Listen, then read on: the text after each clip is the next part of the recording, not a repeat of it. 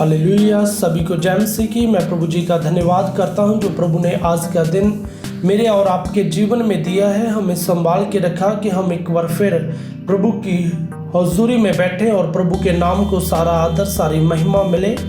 अपनी आंखों को बंद रखें और अपने हाथों को उठाएं। आज के वचन के लिए प्रार्थना में रहें। मेरा परमेश्वर आपको छूना चाहता है आज की प्रार्थना में, आज के वचन के द्वारा। स्वर्गीय पिता, हम आपका धन्यवाद करते हैं मेरे परमेश्वर। हम आपकी पवित्र हुजूरी में आते हैं मेरे परमेश्वर। हम आपके नाम को सारा आदर सारी महिमा देते हैं मेरे जिंदा पिता। हम तैयार हैं आपके वचन को ग्रहण करने के लिए और जैसा आप चाहते हैं वैसा हमें इस्तेमाल कीजिए। प्रभु यीशु जी के सामर्थ्य और जिंदा नाम में मांगते हैं, आमीन। हालेलुया। आइए जब हम आज के वचन को पढ़ते हैं, जो मेरा आज का टॉपिक है कि सेवकों का आदर करो। हालेलुया। जब हम मत्ती की इंजील उसका 10 अध्याय उसकी 40, 41 और 42 आयत को पढ़ते हैं, उसमें हमें सीखने को मिलता है कि हमने कैसे प्रभु के दासों का आदर करना है और कैसे उनका वेलकम करना है अपने जीवन में, अपने घर में। हालेलुया। आइए जब हम 40 आयत को पढ़ते हैं, जो तुम्हें ग्रहण करता है वह मुझे ग्रहण करता है और जो मुझे ग्रहण करता है वह मेरे भेजने वाले को ग्रहण करता है। हालेलुया। प्रभु का वचन बताता है कि जो मेरे भेजने वाले को जो ग्रहण करता है वो मुझे ग्रहण करता है। हालेलुया।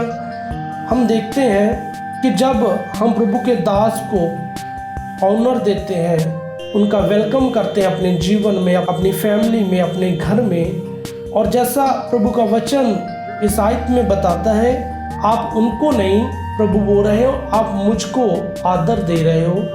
और मैं आपको बताना चाहता हूँ कि प्रभु का वचन जो सिखाता है, जब हम देखते हैं कि जो ग्रहण करना है उसका मतलब है सेवक की ओर ध्यान देना, उसे गले लगाना।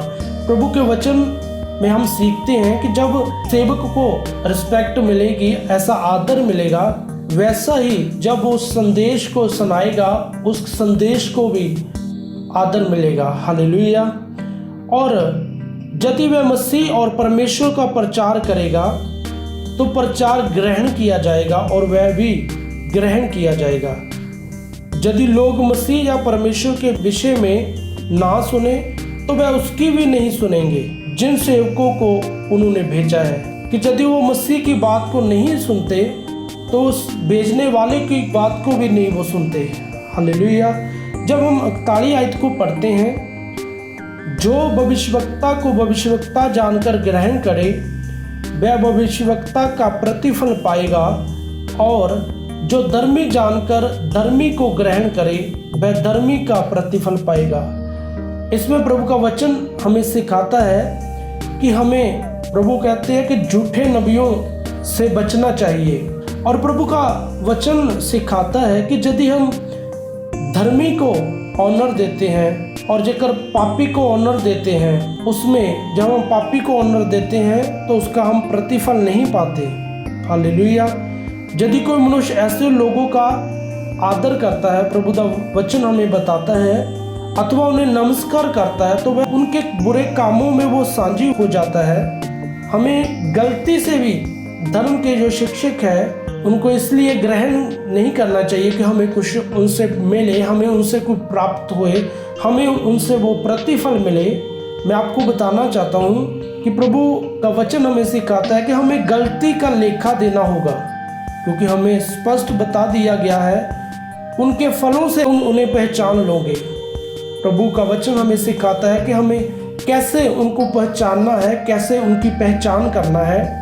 प्रभु का वचन हमें बताता है कि हमें उनके फलों से हम उनको पहचान सकते हैं। और यदि हम मत्ती की इंजील उसका 7 अध्याय और जब 15 आयत से 20 आयत तक पढ़ते हैं, उसमें प्रभु का वचन हमें सिखाता है जिस तरह हमने प्रभु के सच्चे दासों को आदर करना है, उनका वेलकम करना है।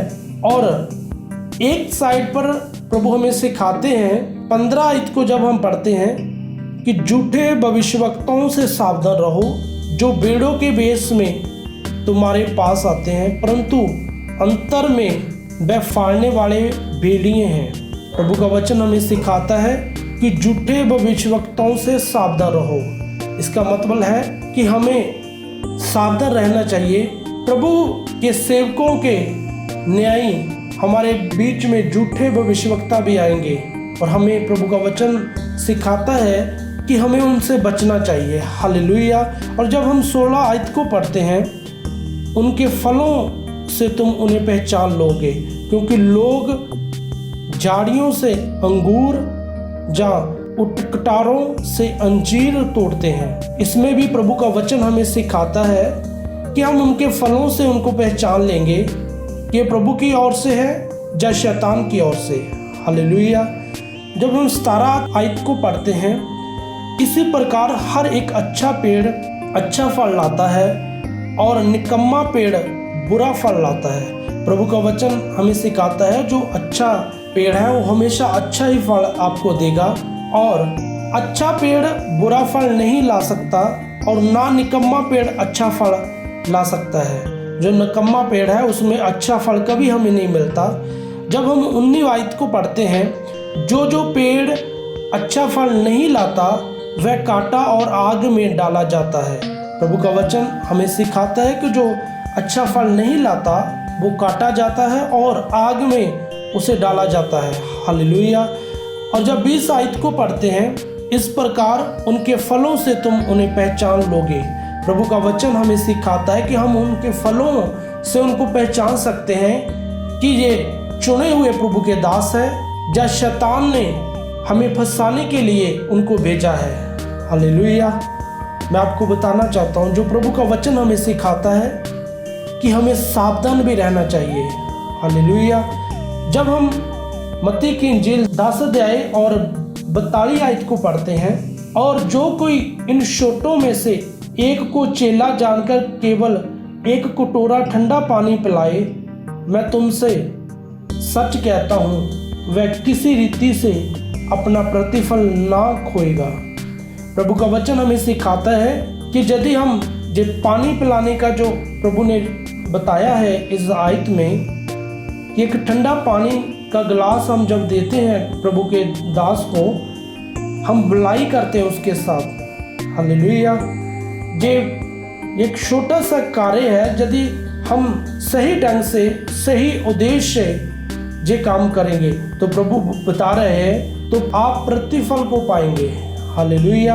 और मैं आपको बताना चाहता हूँ, यदि आज आपके जीवन में आप देख रहे हैं कि आप प्रभु के दासों का आदर नहीं कर रहे, मैं आपको बताना चाहता हूँ प्रभु का वचन हमें सिखाता है कि उनका आदर करना शुरू करो और आप उनके फलों से उनको पहचानो।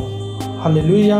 आइए अपनी आंखों को बंद रखो, अपने हाथों को ऊंचा उठाओ और मेरे साथ मिलकर प्रार्थना में रहो।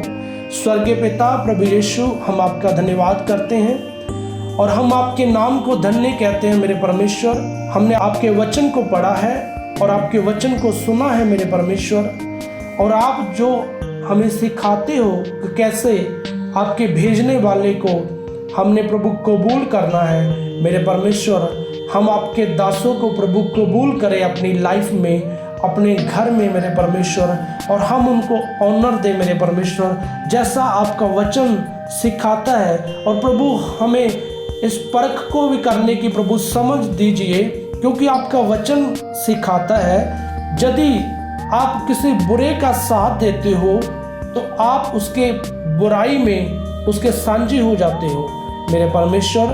हमारी अगुवाई करो पवित्र आत्मा जी, ताकि हम सही ढंग के साथ प्रभु आपके वचनों को पढ़ के, आपके वचनों को सीख के उसके मुताबिक चलते जाएं और ग्रो होते जाएं। धन्यवाद मेरे परमेश्वर, हमारी प्रार्थना को सुनने के लिए दया कीजिए और अगुवाई कीजिए।